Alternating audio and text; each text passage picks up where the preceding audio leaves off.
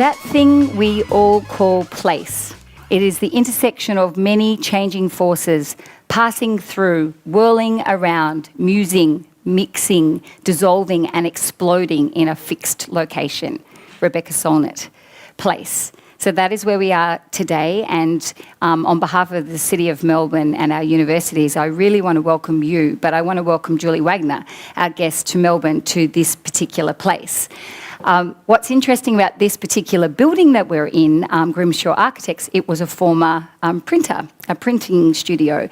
And I think that's really interesting in that printing has helped disseminate knowledge, and universities and all that idea of sharing. But the fact that we're physically here, we don't need printers. None of you have drinks. Across the road was a former brewery. So it is no longer a brewery. So in some ways we can think about the virtual, so you can have your virtual drink with us. But again, we're in this special place. And the analogy of what came first, the chicken or the egg, reminds me of the quote that I heard last night.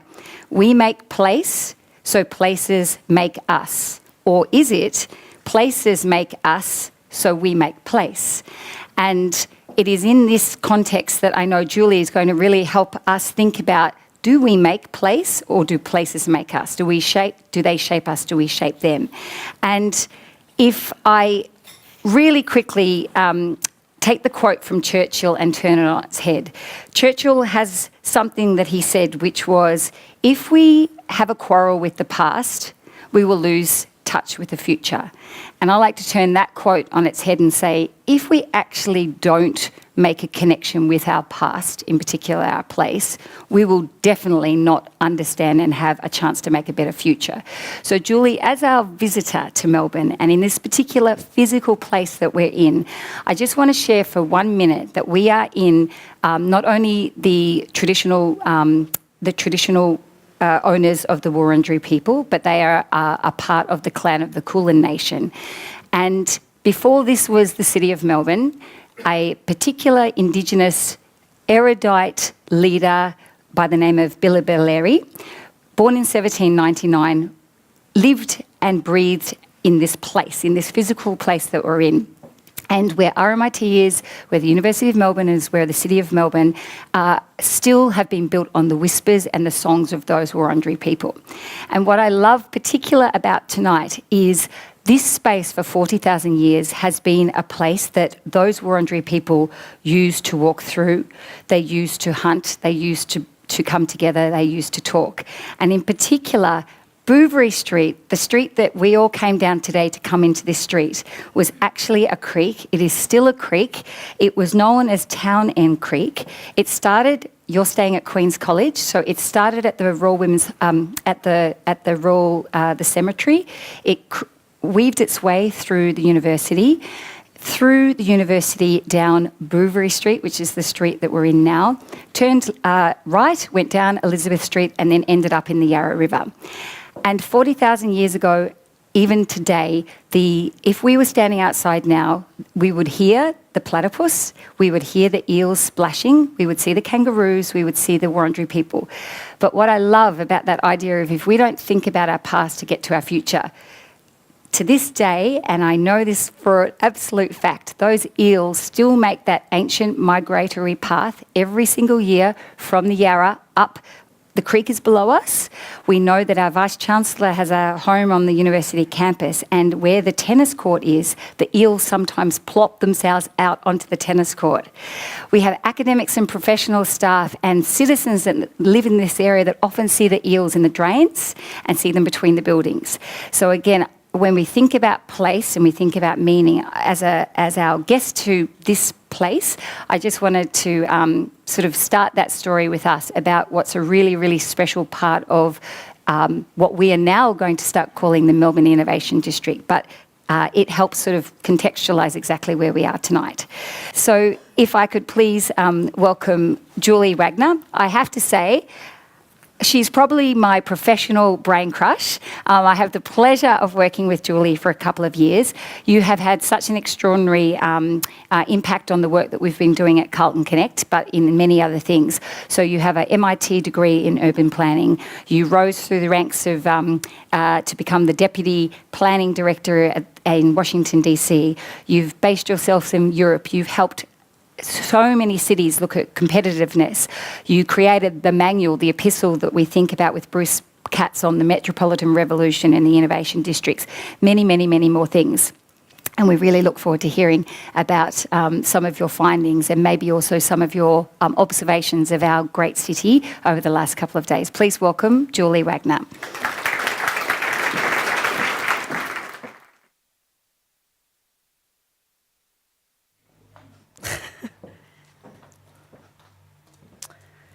Thank you for that introduction, and thank you all for coming here today. I mean, I'm warmed just to see all these faces, to learn from me, who is, I consider myself kind of the nerdy researcher that just keeps asking, why? But why? But why? This has been my process of understanding what's happening in cities globally. And I guess what made me write for the Brookings Institution, we're a think tank based in Washington, D.C. And it's an interesting organization. We're a not-for-profit, and there's a group of us that has been focusing for quite some time on figuring and conducting research to help advance the prosperity of cities. And that there's an even smaller group of us that sort of does the exchange between research and practice, because the real fine-grainedness of cities, right, is really going down and understanding and asking why, seeing where people are struggling, seeing where things are igniting and coming together naturally, then go back up and conducting more research to help explore and understand what's happening. So that's sort of my discovery, my work process, going back and forth, back and forth. So today I want to talk to you about innovation districts. It's something that we sort of stumbled across. Here's an image of Barcelona. This was sort of the first place where our eyes became focused on what we saw as being a much bigger story. But it was here, because they were so intentional about it, that it allowed us to say, oh, well, this is interesting. Are there other places that are doing this? And then, lo and behold, we started to see actually yes. And then when we issued a paper saying, let's see what the reaction is, the fact that cities all over the world were reaching out, this is what's happening here too, helped us understand, okay, this is something that we should be talking about as a collective, and then figuring out what we like about it, what we don't like about it, and learn collectively. So that's what today is. So I want to, I flew in. I understand that just a few weeks ago you had an announcement about the Melbourne Innovation District, and I missed it. It was just a bit off, and I find it very fascinating that, you can even just look at this picture and say, what does that mean, right? What does that potentially mean? I mean, in a nutshell, you're moving away from the concept of buildings and infrastructure, and it's about creating a community in a tight space where you're basically trying to make each other better, get the most out of each other by working together to create the new kinds of programs and processes that will put your work in that space, supercharge it, make it much more innovative, interactive, collaborative, cooperative, experimental. It's a dynamic that starts to change over time. Bricks and mortar, okay, there's a piece to that, but there is more of a community component to it that is almost more sociological than anything. And so I want to emphasize that, just to make sure that part is clear, that there is a really strong soft side to this that is simply fascinating and very multidimensional. And I could keep studying this for a very long time. I just want to give you a reaction to something that I had found, which was it's in many cities that I go to, there are these discrete areas of innovation districts. And what I found here was that there were a couple of different places with very different and distinct economic strengths that could be leveraged, focusing on it with a precinct approach, which is sort of your natural planning geography. And I think that is such a wonderful strength and very different than what other places are doing. So I just want to highlight for you that I found, wow, there is this potential of this sort of innovation spine where each of these sort of pearls of the strand are contributing to the innovation economy in very unique ways, and holding on to the uniqueness of each place and exploiting that in a positive way. And so I found that to be a very interesting reflection in just a very short period of time that I wanted to share. But the story about innovation districts is something that really is happening in a lot of places organically. There wasn't a manual that said, you must do this. It was something that started to happen organically in a lot of different places around the world. And so the one on the top is Stockholm. This is a life sciences cluster where they had a highway that basically over time had just scarred that city. It cut in half two very strong parts of a life science cluster, a hospital that had been there for a very long time, a growing evolution of different firms. And now they've decked this over and they're putting these halves back together to create this innovation community. The one in the middle, this is in Atlanta. This is a tech-based cluster where you have Georgia Tech, a whole series of other anchor institutions, but then you have a whole range of corporate R&D facilities and companies that are coming in. It's like there's a magnetic pull, and they're creating this new dynamic interaction around tech that is now creating these new interesting linkages to the global supply chain. Very interesting phenomenon in a very short period of time. And then the one on the bottom, which I hope you can see, is in Sheffield in the UK, and it's an advanced manufacturing cluster where they do precision manufacturing, no room for error kinds of work, whether it's around nuclear power plants, high-speed vehicles, and that they are coming together, university, industry, and government, to now go to the next stage, which is, as you can see, they're figuring out how can place now, figuring out how to remove some of the barriers between these buildings. How can that actually facilitate our growth even more? So I'll be up there very soon. So what is going on? I mean, why is this happening?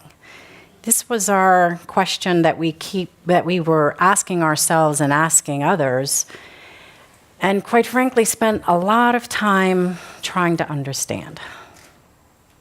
I have to say at Brookings we're a pretty tough group. We really beat ourselves up. And trying to really understand. And here's the thing. Innovation itself as a process is increasingly collaborative. This is one of the main thrusts that's underpinning what's going on. We have this fascination of the lone wolf in the garage, creating the next disruptive innovation. But in truth, that is actually just a small percentage of what's going on. Nature magazine, for example, had published this piece of research where a team of researchers analyzed 20 million publications and 2 million patents and found the vast majority were conceived through a collaborative process. So collaboration between different groups, different firms, institutions and organizations is increasingly the norm, and it's because at this stage of our evolution, there's not one individual, not one firm, not one company, not one organization that holds all of the information. It requires and demands a networked approach, and that is igniting a new way of how places are now becoming the platform for that kind of collaboration. So this is sort of one of those sort of meta forces that is sort of pushing people together in new ways. Now, this is something that for me as a researcher that I continue to go back to, because for me this is simply fascinating, where you are finding this notion of convergence, where you have different sectors that were previously siloed and separated, they had no reason to interact, are now coming together as a means to innovate. As a means to innovate. And in fact, if we take apart the autonomous vehicle and say who actually contributed to that, that's at least 8, if not 10, very different disciplines that came together to conceive that. That is convergence. Now, in 2011, MIT put together this white paper. I think it was 10 researchers that said, my God, there's something amazing that's going on. It's the convergence. This is the path. Now, it wasn't new information, this notion of convergence, but the fact is that it's accelerating, that it's happening at a much more rapid pace. And so the innovation here is not an outcome, it's not a product, it's a process. It's the way in which different disciplines now are coming together, realizing that that is their way to new ideas. And a number of these innovation districts, mind you, are actually leveraging their work on that. We know this is our way. So we need to get more people together. Again, it all comes back to people. Okay, and so as a result, what's happening, and sort of this is another sort of piece of evidence that helped us understand the story, is that companies now are picking up and moving. They're picking up and moving to be near each other or to be near talent. So in the United States, but this is not just a US phenomenon, but I'm going to point this out because it's one that I know very well. Connecticut is a state on the eastern seaboard. GE, their headquarters, decided to pick up and move. And they called me because they were in crisis. Oh my God, this was our, bread and butter. And the truth is they wanted to be in the Boston Innovation District. They wanted to be in proximity to other firms, companies, thinkers, and talent. And speaking of talent, that's another very important underpinning. That talent is often driving now the decisions of firms, not the other way around. They have strong preferences for wanting to be in quality places, walkable places, amenity-laden places. So it's really, there's an interesting sort of undercurrent of things that when you start to put them all together, you start to understand why there is this kind of evolution of place happening at a very hyper-local scale, at a people, pedestrian, able to access scale, right? There is something very human about this.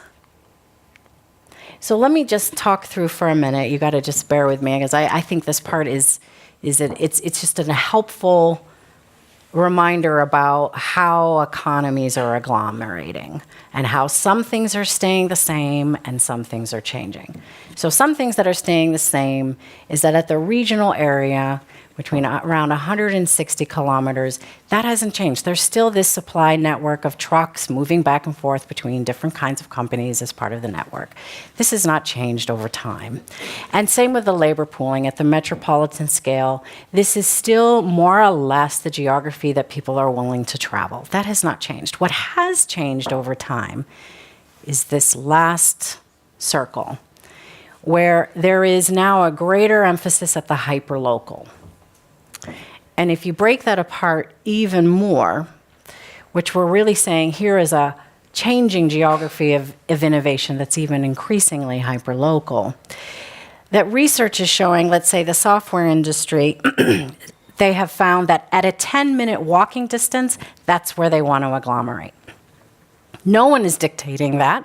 This is what they're saying they need in order to have and access knowledge, talent, new ideas, generally a 10-minute walking distance. Now, even further, let's take R&D labs, which continues to surprise me that R&D labs actually need an even smaller radius, 5-minute walk. And what's happening there? Well, let's see. 5-minute walk, there is a flood of R&D labs in particular geographies, right? And then it quickly dissipates with distance. So it only emphasizes the fact that they really do need to be in a very close proximity to each other.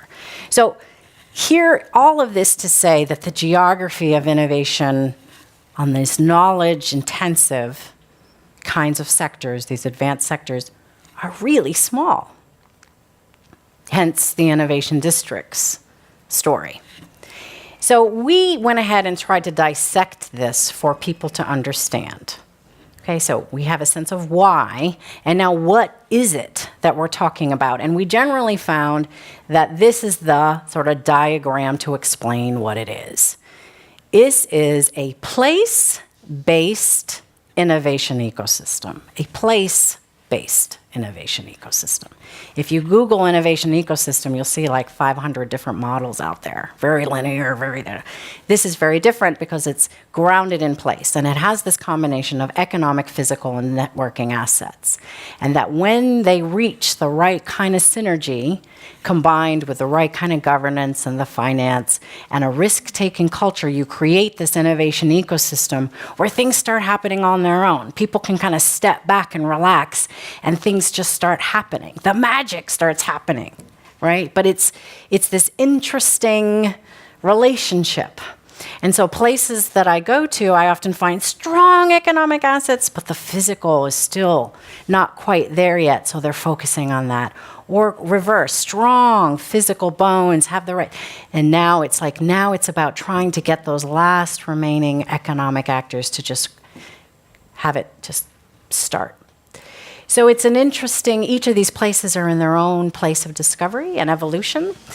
And this is what we describe them. We describe them as geographic areas where anchor institutions and companies cluster and connect with all these other different kinds of actors. Cluster and connect. Those are the key words. Cluster and connect. Startups, incubators, for small firms, accelerators. I mean, the list can go on and on and on. Again, it's about the connection piece. But it's not just in any place. These are places that are physically compact, that are walkable, that they have this kind of bones where they can create the connectivity quite easily, where there is some traffic, there's people that are living there or working there. There could be a mix of different kinds of amenities. It's a community, right? This is not an office complex. This is not an office complex. So let me just quickly go through this, and you guys should just tell me if I'm about to go over on time, so I'll just go really fast. So the economic assets, so you can have anchor institutions, so this is Drexel University in Philadelphia, but you have RMIT, you have the University of Melbourne here. I mean, this is one example of an anchor institution sort of helping be the gravitational pull, if you will, of an innovation district. Very important actor in a number of these kinds of innovation districts.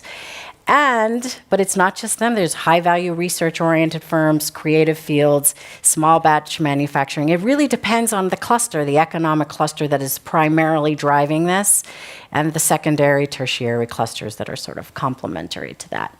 It's also about those specific niches and strengths, right? So let's take Philadelphia. It's robotics and life sciences. Where you go right down to Atlanta, it really is tech, and they're creating a huge ecosystem around tech plus, right?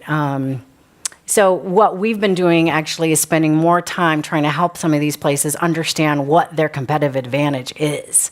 So it's not just, let's just have some buildings. No. What is your economic advantage? What is it that you want to build on? So build on your natural strengths. Start with something. This is not about starting from scratch. So that's sort of, in a nutshell, the economic assets, and there's really a much longer story there. But the physical assets are really fundamental. I mean, they are the connective tissue between all of this, between the firms, between people, between ideas, getting people out of their buildings, pulling them together. So it's walkable spaces, public spaces, transit, ding, ding, ding, really important in connecting people, making things accessible, places where people can network and gather.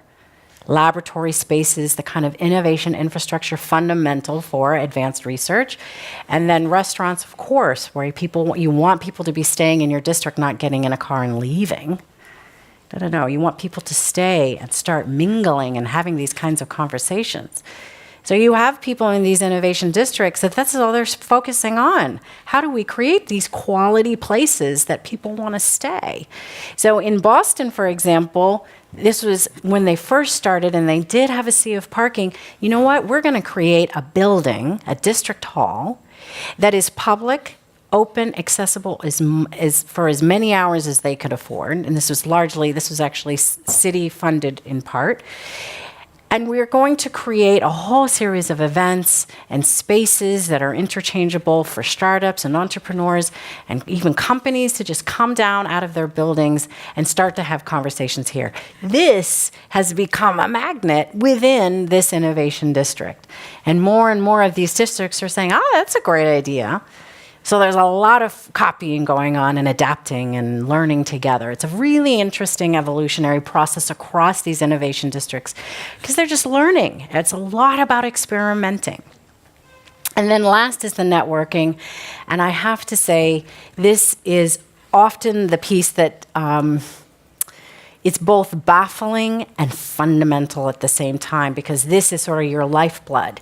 You need to create the kinds of new networks and strengthen existing networks as a way to inspire or to reconfirm ideas and to create new ventures.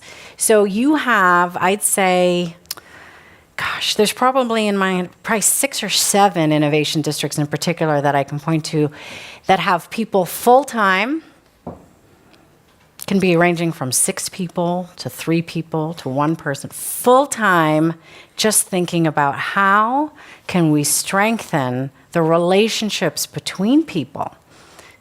Very different-minded people, how do we get very different interdisciplinary people together? Or how do we strengthen specific sectors, specific disciplines, so that they, as a group, start to become more knowledgeable? This piece is quite sociological, actually. In fact, I went to a lot of the researchers in sociology to understand what was happening. It was less a business story, a marketing story, an economic story. This is a sociological story about what's going on. And then lastly, what this says to me, and this is sort of more of where I'm going to close because I'm sure I'm over, is that the hyper-localization of innovation, it's altering what matters, right? So there's probably a list of 25 things that matter. A place matters, but just for this audience, I just wanted to highlight a few things that matter. Now, where I showed the physical, I highlighted the public infrastructure. The fact that you have a growing set, which I believe it really is a growing set of innovation districts or innovation precincts, which is a really fascinating story that I will like to follow. But in addition to that, the fact that you're growing says to me, what is your infrastructure network that's going to support that? So I just wanted to see, okay, Washington, D.C., where Brookings is, has 6.1 million people. This is their public infrastructure. If you're projected to 8 million, what is your public infrastructure and how is that going to be connecting not just innovation districts, but people from where they work, where they live? So do you have enough that's going to then ignite innovation, or are you going to choke on your own success? You have to be really focused on that. And this is a big question mark. This is a very sophisticated metropolitan system that is heavily used with fewer people than what you're talking about. Another piece is inclusion. Now, I want to go back to a US story just for a minute. just for a minute, and that's, here is an innovation district, the one that's in yellow. And then the part, if you can see it, that's in white, ... we really need to change our mapping, is a disadvantaged area, a socioeconomically disenfranchised community where poverty rates are astronomical. And look at where they are. They're in such close proximity. In fact, 40% of a number of the anchor-led innovation areas in the United States are abutting disadvantaged communities. And so this has really pushed and focused this conversation that has always been on the table, but now it's way up here. And I highlight that because you shouldn't have to have such a painful, and I can speak to this personally, given my family. Half of my family lives in a disadvantaged community. So I can speak to that personally, and it should not be because you're abutting it as a reminder about how important it is to grow your economic community and have it be an inclusive economic future. So if you're going to be a livable city, livable for whom? And what are the steps that you need to make, that we need to make, that they need to make it highly and much more inclusive? So these innovation districts, let's say in the United States, are really starting to have this be a top agenda item. And in fact, when I was in St. Louis, one of the leaders said to me, and to a group of mayors that was wanting to learn more, he said, if you don't have inclusion as your top agenda item right up there with innovation, it will always get pushed to the back. So you gotta make it front and center, and you have to be deliberate. And so we consistently are pushing this. While the rest we're sort of observing, this one we're pushing. This is an agenda that we're pushing. I'm gonna be very transparent about that. And then lastly, this whole story requires innovative leadership, because what are we talking about? This is a whole nother way of thinking and acting and working together as a community. This is about industry and universities working together in ways they haven't done so before. It's about new financial mechanisms that are supporting shareable spaces, affordable spaces for startups, things that are often risky for the development community. It's requiring new ways of how we finance. What it's actually requiring are a whole new set of instruments and incentives and intermediaries to start thinking this stuff through. So the innovation district is requiring innovative leadership to be thinking through new problems that we're now hitting. So this is what's interesting, and it's also very hard. So what is the story of a growing innovation district look like? It's like, what? I don't know. How do we do this? I don't know. Let's figure it out. There's a lot of this going on. And that's the growing period, and I'm finding this again and again and again. And this is where I find my role, which is, oh my gosh, that's a really big problem, and many of you are having it. Let me go back and research it and tell you all what I'm finding. It feels like this is my contribution to what is a much bigger story. And so I guess I leave with you the fact that you are in this wonderful position where you have enviable assets, you have proximity, you have density, you have an eager set of leaders that are looking and playing with this concept.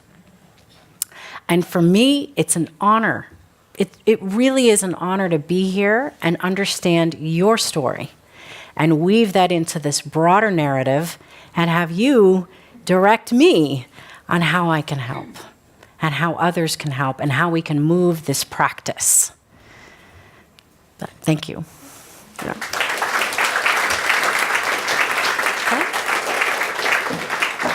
So we have Tom, who is a writer, principal advisor also to the Vice Chancellor, Mr. Bean at RMIT.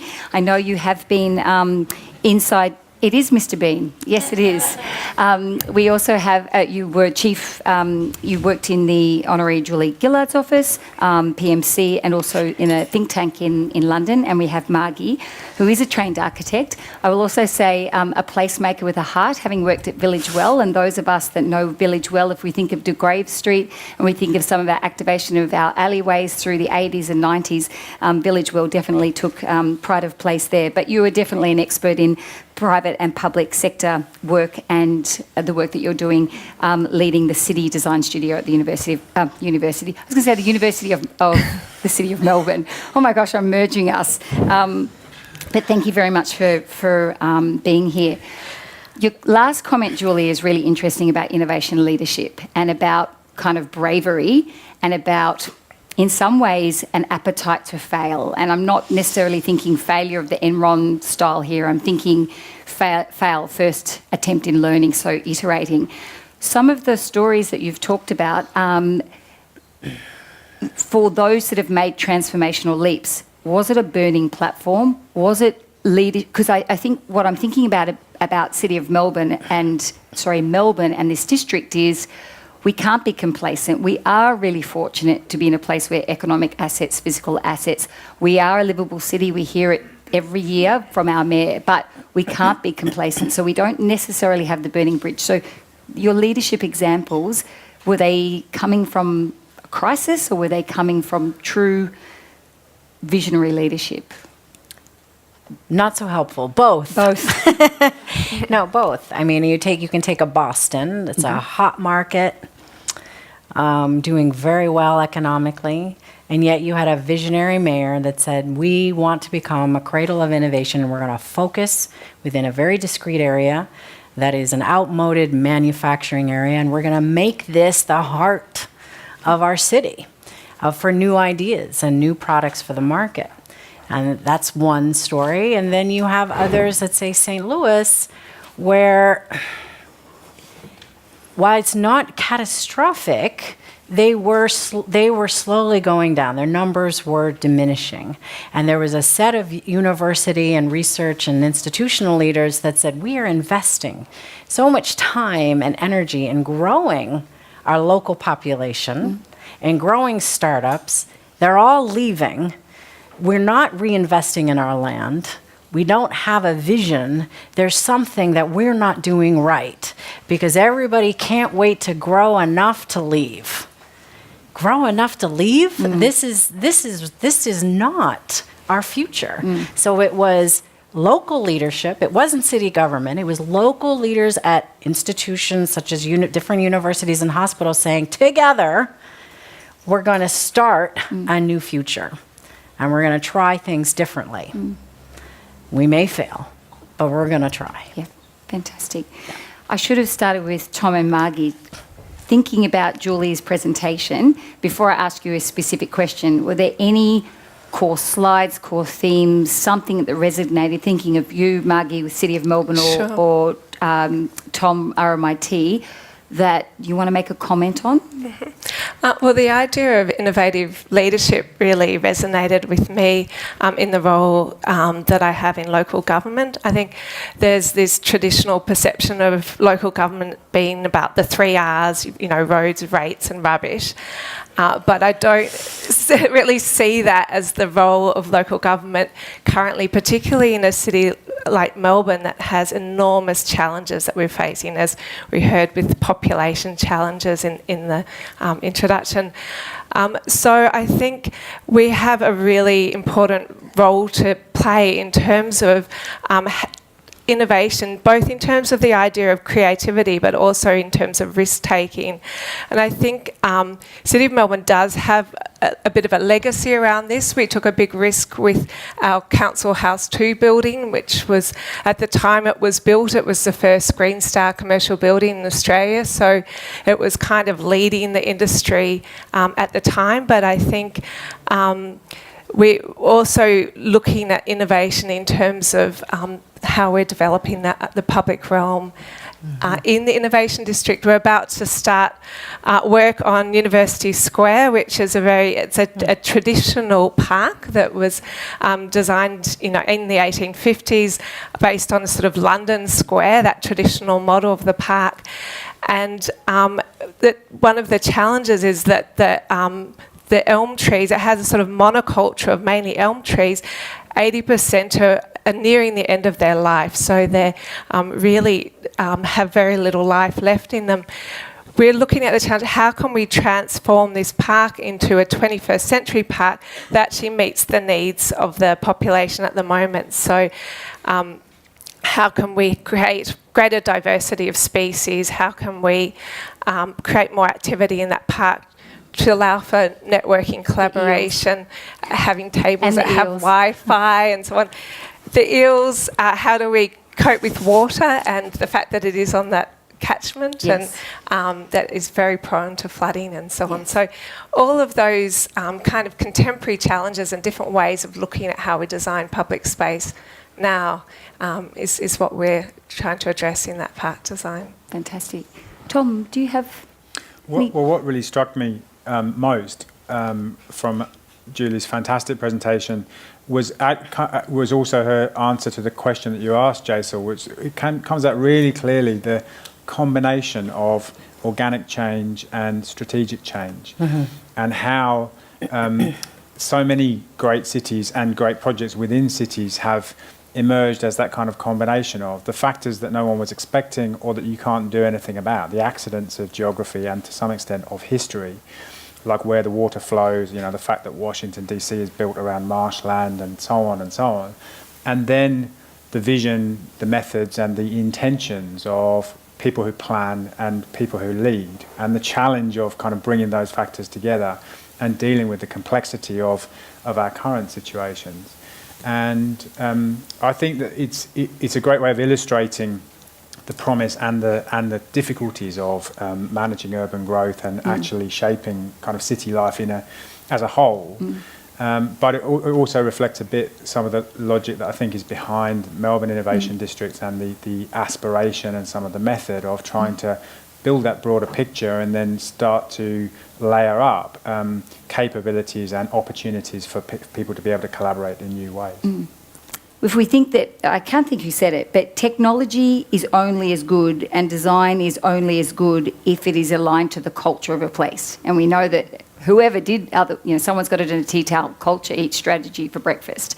So what do you think is the culture of this Melbourne Innovation District that we are trying to sort of put a spotlight on in order to actually sort of allow the pieces of it to shine? Look, I think that there are at least 3 pieces of culture which I'll try to say quickly, and we can kind of feed it into the conversation, which come together and create new possibilities, if you like. One is the wider culture of Melbourne, which is it's a place that people want to come to and hang out in, and that's what it's known for, and that's because of its cultural diversity and the way that it has streamed its culture and ethnic diversity into urban growth and the development of the economy and of communities over a century and more. In this particular area, there is also more recently a big aggregation of knowledge-based activity. 2 big universities and a big hospital precinct, a huge health and now biomedical precinct. So you also have kind of the scale of institutions that Julie was talking about and this huge concentration of knowledge-based work and also learning. And that gives you more cultural diversity because you also have tens of thousands of students, many of them students who come from overseas, who are all studying, working here, passing through, and so on. But the third bit of culture that I would really like to kind of put a spotlight on is that there's already a diverse collection of institutions here, and that the reason why it's interesting to start here in this part of Melbourne is also that it's always been Melbourne's innovation district because it's where the State Library started, it's where the first Women's and Children's Hospital was founded, it's where the Working Men's College started that then became RMIT, it's where the labour movement began in Victoria, it's where the first jail was. And Queen Victoria Market, which was also the site of, as we know, of one of the first cemeteries, which is now under the car park, interestingly enough, Queen Victoria Market is, I think, the world's largest open shed market and the most visited site in Melbourne. 10 million people a year come here to experience the market and to buy stuff. So it already has this amazing semi-accidental collection of institutional diversity and flows of incredibly diverse people coming through it. The question then becomes, what can we do with that? And how can institutions and leaders, but also just citizens and members of communities, engage with it in a way that creates a different set of possibilities? And as Julie says, puts the social and the inclusive elements alongside the wealth creating and the new job opportunities. And how even as, proud Melbournians, we know so much about our football, or we know so much, we don't always necessarily know those stories that actually have made us livable, made us, you were saying about innovation. In particular, this particular space was always well known for, I was going to call them guilds, but the maker spaces of the 19th century. And I suppose that's a good segue to innovation districts aren't new. I mean, if we think of Renaissance Florence, we think of the guilds, we think of people coming together to work on convergence to build new value. So it's not even though the Brookings put a spotlight on it, it's not a new phenomenon. So I suppose that's a good segue, maybe for Margie and Julie, around the role of the creative class. Julie, you put up in one of your slides about the definition of the innovation district, which was fantastic, and it mentioned institutions clustering and connecting, and then you had words like with start-up firms and businesses, and it didn't necessarily mention the creative sort of class or those. But I'm curious, especially Margie as a placemaker, and maybe Julie thinking about other innovation districts, the value of the creative community, the value of the artists and those that this city has a DNA in that. How important is that lens to innovation districts or even innovation per se? Maybe from a placemaker and then... I can start it then. Well, interestingly enough, I read an article recently that was a report from the World Economic Forum that was talking about the skills that will be needed in 2020, and number 3 was creativity as being, one of the top skills that is needed, and that had actually moved up on the chart. I think in 2015 it was number 10, and now it's up to number 3, and this was primarily because more and more jobs that are kind of just that kind of logical thinking will be replaced by computers. So it's that kind of creative, more lateral thinking that will become more and more needed, and that'll be the point of difference as well in the job in the cities that succeed. They'll be the ones that enhance creativity. Was sort of the argument. Yeah. I mean, I would say that what I'm finding overall is that each of these places really have their own unique flavor. So this is not a cookie-cut model. I think if it was a cookie-cut model, I probably would have folded up shop back in 2011 or something. But the fact that it's so uniquely grounded in the local fabric, and that we're finding that some places have a very strong creative focus, very, very strong, and others, you know what, they're really strong in life sciences, and that is their focus for now. Will it change over time? Possibly. In terms of how they evolve, and but what I'm looking at is just, it's a pure observation about where each place is, and some, for instance, just in terms of like creativity and the creative class, some are finding that there is this extension of the work around what happens to be a creative hub that's now sort of becoming a part of this innovation community, and it's creating a whole new flavor, Yes. into it, and others not at all. Yes. So it's, I think overall. And I have to, when you use the word sort of cluster and converge, I have to say, especially if there are scientists in the room, because I've been pulled up working at the university with incredible scientists who have said to me, the art of science and research and the very best, it is a creative endeavour anyway. So this idea that when I say creative classes, it's just those that are what we might deem artists, I definitely don't mean that. We have to think about even the idea of the biomedical life science precinct. That is a very creative endeavour in the very, very best science. So that's it's a different way of sort of defining it, I suppose. Yeah. Now, we've got 2-3 more minutes before we turn to the audience. And one thing I was going to ask Tom and Margie was if you had one word that you wanted, if you had to put Melbourne Innovation District ends up getting a stamp, wouldn't that be, that's one metric that we could have, what would be the word that is that? So I'll park that whilst you think about it. I just want to raise, before we go to the audience, that concept of social inclusion, especially being a city that is going to grow, especially this idea of livable for whom. You put a slide up, I think it was Boston, was Connecticut, when you said GE wants to move to the city. So as you put that up, I was thinking, one of the challenges as a livable city is fantastic, this idea of what we are, but we are sort of like a Death Star, sucking the talent from rural, from the outer suburban, from other parts of Victoria. So that's all well and good, but if we are going to be a transformational city, we must be conscious of what's also in our state. So that was when I was thinking equity. But then when you said livable for whom, yeah, absolutely. We need to think about what we can do in this innovation district that's near Arden and in spaces where we have low-cost housing. And also, from a Julie perspective, you put up that last slide where you had the tense area next to the innovation district. You didn't necessarily explore how is the district helping, and I suppose from a Tom and Margie perspective, how do you think we could look at the MID district as a place that could help our city address social inclusion? So if you had a practical example of a leading district addressing that, if you do, that would be great, and then maybe what we could do. I mean, I find that there's a lot of innovation districts that are thinking, okay, what do we need to do to make our work also highly inclusive? And it really, I'd say overall, the philosophy, like if you're all in, it's really thinking about it from cradle to career.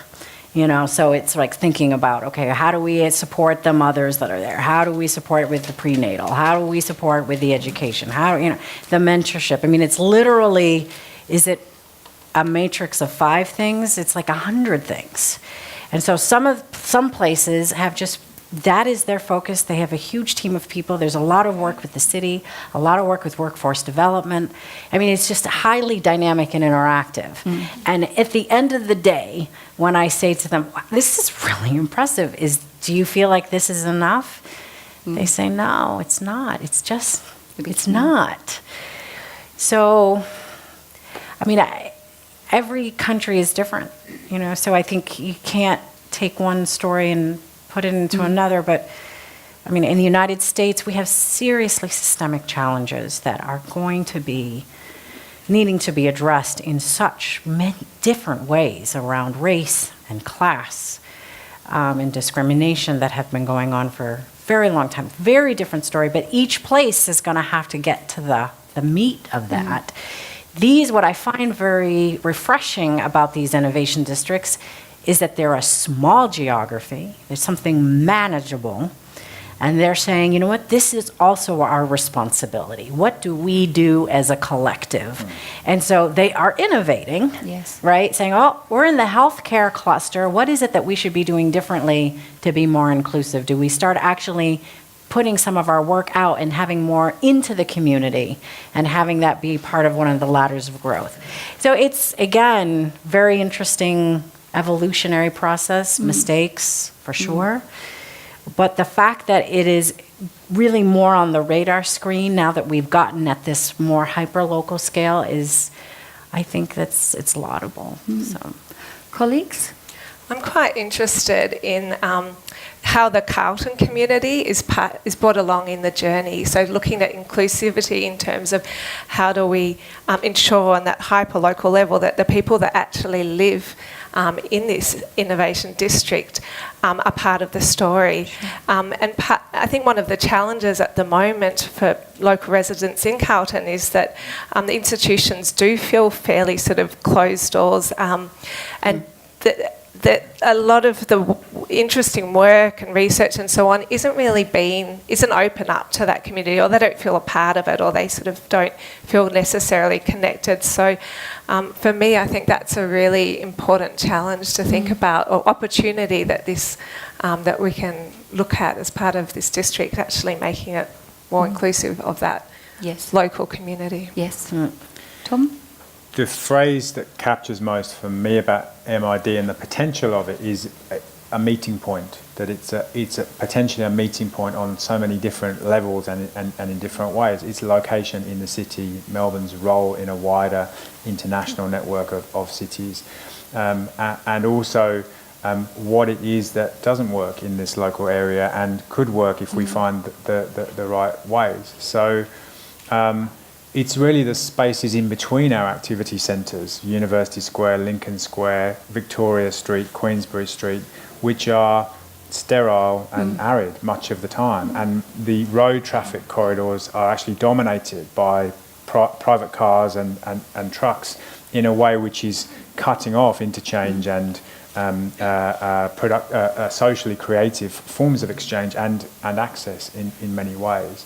So that's part of the transformation that's going on. Just today, RMIT kind of celebrated its new learning precinct, where it's redeveloped mid-century teaching buildings, which had, which were known as the grey ghosts and had this kind of vaguely Stalinist feel to them when you walk past them or through them. Now they're full of interactive collaboration spaces, enterprise spaces, service points, food points, internal laneways. It's all publicly accessible. That's part of the slow revolution that universities and other institutions are going through, from being closed and defined by their boundaries to being porous and interactive. But in order to realise that potential for a whole community, we've got to take the spaces in between and use them to experiment openly with the different ways we could do things. Yeah, absolutely. I think it was in one of your papers, Julie, the Santiago placemaker Marcelo Chobo, who says the public space, the public realm is the new anchor tenant in the 21st century conversation. It's something we've often walked through, past, and it is to think that Billabara in this area had been a meeting place, so to take us back, that's fantastic. So I'd love to open this up to our community, and if you do have a question, it would be great if you could just say where you're from and make it quite brief, and to which of the panel. Hello, I'm Bron Hamilton from the OVGA. I guess I have a question for Tom, but maybe all of you. The issue of affordability in this innovation district seems to me to be quite an anomaly compared to perhaps your research. How do you think affordability might be a problem and might be addressed? It's I think already a problem, and could become a much greater problem if you look at the pattern of residential development and also commercial property development that's kind of eating into the edges of this district. Some of it is stuff that the universities are creating demand for, like student accommodation, but the whole process is driving, it's contributing to the much wider systemic problem that Victoria has with real estate prices and housing affordability. And if it continues in that way, it will also reduce the affordability of creating new enterprises here, whether it's social enterprises or new tech startups or whatever. So we need to think about changing the planning rules and adjusting the planning regime in this part of Melbourne in order to identify kind of valuable mixed-use spaces and think about how to kind of preserve and renew the very diverse architecture that's across the district and encourage more efficient but more diverse uses and accessible workspaces and so on. And then briefly, more broadly on the kind of systemic affordability issues, given that this is already a kind of hotspot right on the edge of the CBD of a major metropolitan city, we're in this kind of 3 square kilometres, never going to create a kind of full spectrum of affordable community life on a new scale. It's not a new brownfield or greenfield development.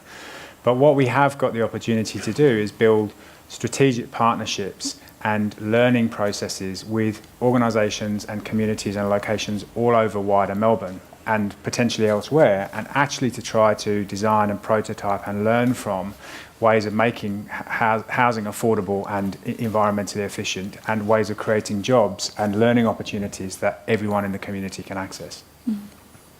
We just want to add to that one piece, because we put together these 12 principles of innovation districts after years of work, and one of our principles is get ahead of the affordability issue. One of the things I think from Barcelona, one of the big mistakes they sort of reflect on is that they didn't think about the affordability issue enough. And that hurt them in the long term. And so Boston took that lesson and said, okay, we are also a hot market, right? So it's those hot markets that you really need to focus on. And they said, what do we need to do to make sure we have enough affordable housing there, but also affordable housing for workers that actually are not, like young workers that are not making a lot of money, and the startups. So they actually extended this sort of definition of what is affordability and for whom, which I think is sort of an interesting and actually quite healthy approach. I haven't gone back to Boston to see how they're faring, but in those hot markets, this is the question. A question? Yes, please. Hello, my name is Erwin Boermans. I am very happy with how the conversation goes. I would like to highlight 2 massive transitions that have been missed a bit. We have to stop the brain drain that we really need to stop, because local communities in Victoria are really bleeding dead. All the talent gets attracted by Melbourne and never comes back, and that really needs to be addressed here, because the local communities are suffering from that. And as a teacher, I help that talent to go equipped and go back, but still we need to encourage as institutions as well, in my opinion. And then the linear economy, which we have been building on with fossil fuels, is transitioning to circular economies in most precincts around the world, but not here. Can we highlight on that, please? Because we had Gunther Pauli here last year, but it's still nothing is happening in that field, and it's very, very important. I'm conscious of not talking in too much detail, but yes and yes. There are some amazing spatial maps of how the level of educational qualification is distributed across Victoria among working age adults, and illustrating exactly the point that you make. And we have to tackle that with our eyes open, and the universities have to recognise their shared responsibility and the impacts that we have in the way that we operate and how we contribute to those effects. And secondly, on the circular economy and energy and food and waste point, it's very much within the scope of the Innovation District to develop working models and prototypes and potential system integration solutions on water catchment management, urban agriculture, new energy solutions, autonomous vehicles, new mobility systems, from which we can draw from the specialist expertise that's in these university areas, but also trial and develop potential solutions and then scale them out more widely into the city. Mm-hmm. I think just one piece that I'd like to add is that I take the GE story, and which is in Connecticut, largely rural state, and as a result of that move, I've actually spent a great deal of time working with the state in figuring out what is their new strategy, their economic development strategy for a state where they've now lost one of their main anchors. And it was interesting where we pulled some of the smartest thinkers in the geography and some economists from different universities, and it's pushing you now to really rethink what is your role and how can you create a new economy that is sustained and stays there. And it was a hard conversation to have for them, and and equally hard for us because we could feel it both ways. This is the market. They picked up and willingly went on their own. It's not like they were lured, but they just made that choice. So what does that mean for rural or even some of the more suburban areas? Now for them, what we ended up doing was creating a process where those communities, and picking maybe 8 out of 10 of the communities within the state, to start tackling that very issue of what does this mean for their economy? And is it something that now we need to be looking at the networked economy from a broader geographic area and starting to pool those kinds of assets in a different way? But it's interesting for us to go down that road because we have been largely focusing on cities. And now this is sort of pushing the need for us to really start having this conversation in these other smaller economies. Because, I mean, you don't want to have, these robust, booming cities and then these dwindling, poor, not getting the kind of adequate services and support places more in the suburban and rural. So we have a bit of a push and pull ourselves. And so I find this process in Connecticut very helpful for us to say, okay, let's not only focus on cities, let's also use this as a learning to understand how we can be supporting more rural areas. Yeah, absolutely. I mean, they say by 2050, 75% of people will live in cities, but that doesn't mean that's good enough to forget about the 25%. I think that's us letting down our fellow people. And this idea that we are, first time in history, we have 4 generations working in places together. One of the things that's not an answer to this, and this is not me speaking as the University of Melbourne here, I have a real challenge with language that we are using currently in this ideas boom, innovation, startup ecosystem, because I actually think it is disenfranchising people, in particular other generations that don't think that they don't have a grey T-shirt on, they don't look like Mark Zuckerberg, they're already over 27, or they've got kids, so they don't have permission to, they don't think that they can be part of this innovation ecosystem, or they have to only do it in cities. And I think we're missing this massive opportunity. So it's not the answer, but it's something that I think how key the right storytelling is going to be to helping actually us bring out the best of all of us. So this equitable social economic prosperity will be shared by all of us, irrespective of whether we live in CBD or Melbourne or in some of those places that you're referring to. Yes, thank you. Hi, Jacyl from RMIT. Yes. I have a question, and I don't actually know who to address it to, but it's about the element that I think Julie spoke about, is the element of localization. We actually talk about the 20-minute city, that actually the high urban areas, we would like to live in a high urban area. The housing on affordability is an issue there. So how can we actually create, in your slide, to actually get people in a local district that are disenfranchised, but they actually still living there, and we should not displace them. How can they actually then be part of basically the supply, but also reaping the benefits of actually being part and contributing to the ecosystem? Right. I mean, I have stats for the United States, which I don't really think is helpful, which I hate, because how it's not useful. But here are some of the things that we started as we sort of pushed on that a bit. Sort of different threads, okay? Mind you that they're not necessarily connected. So some of the research in some of these innovation districts, not all, have found that 40% of the jobs there do not require a college degree. They're still STEM-oriented jobs.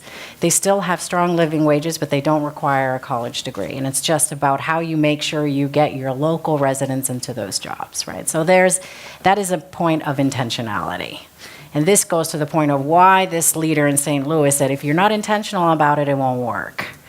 So I think that's a really important point. Interestingly enough, someone else in Brookings found a very similar statistic nationwide in the United States, that there seems to be this belief that STEM positions are all college PhD graduates, when in fact, actually, that is not the case. The question is still, who is filling those jobs? So that's one piece. Then there's another thread, right, which you can sort of almost take apart. in terms of arguments. So I'm just going to preface that. About Enrico Moretti, an economist that looks at the economy, right? And it's saying, okay, for the innovative economy, for every one innovative job, you create another 5 jobs. Then the question is, well, what are those jobs for who? And right? So we started to look at that as well and found, again, that it really depends on your intentionality. That there really is the relationship there. And that at least at this point in our evolution, given whatever the discrimination, given whatever barriers, given that we have to act proactively in getting those local disenfranchised residents into these jobs.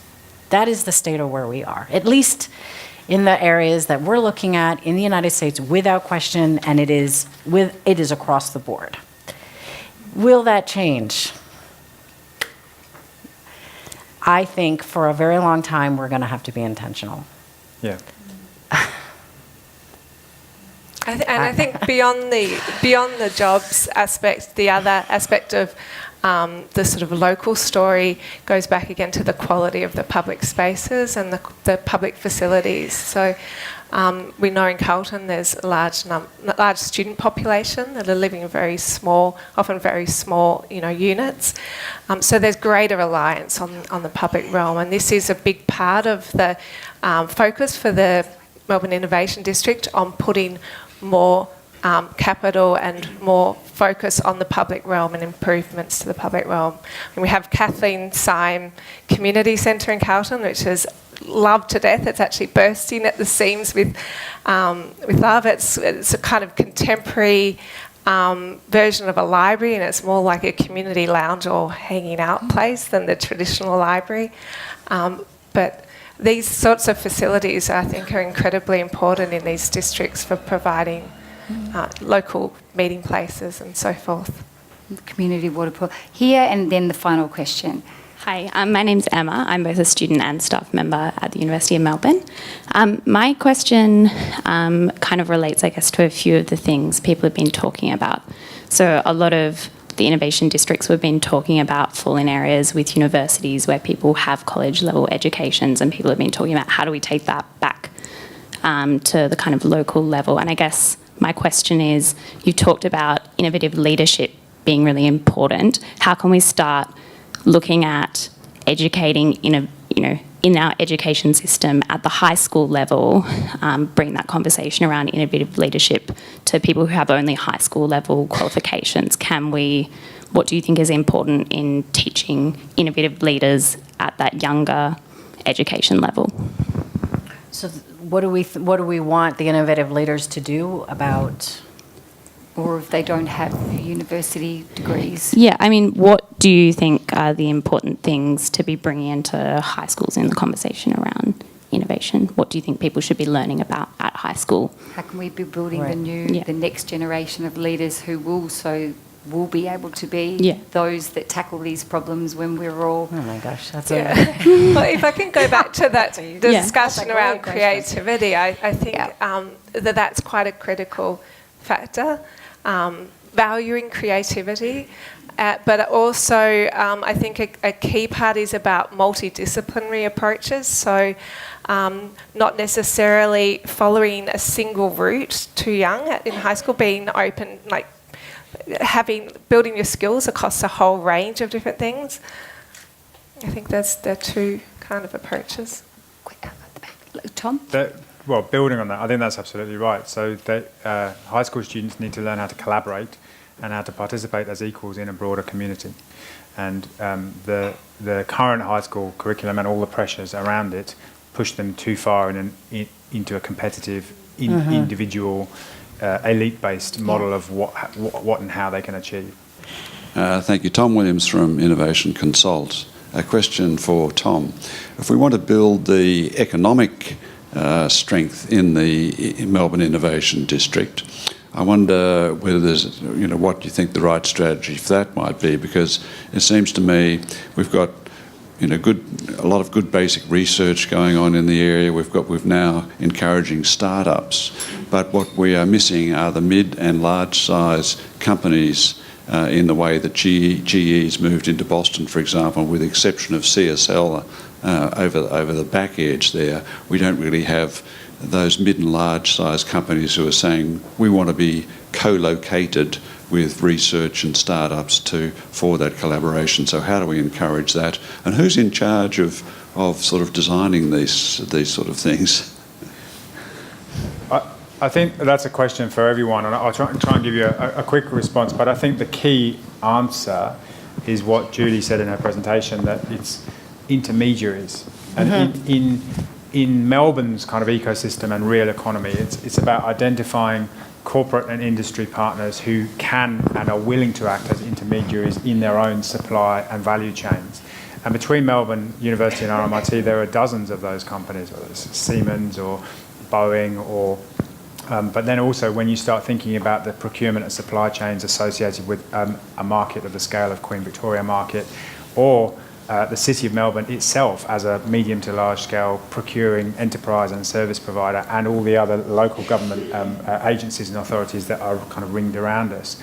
That's the way into understanding how those mid to large scale corporate and institutional players become part of the kind of sectoral growth alongside startups and research applications. And we have to put that shingle out. We've got to be better as a university of saying we are open for business and co-location and that collaboration.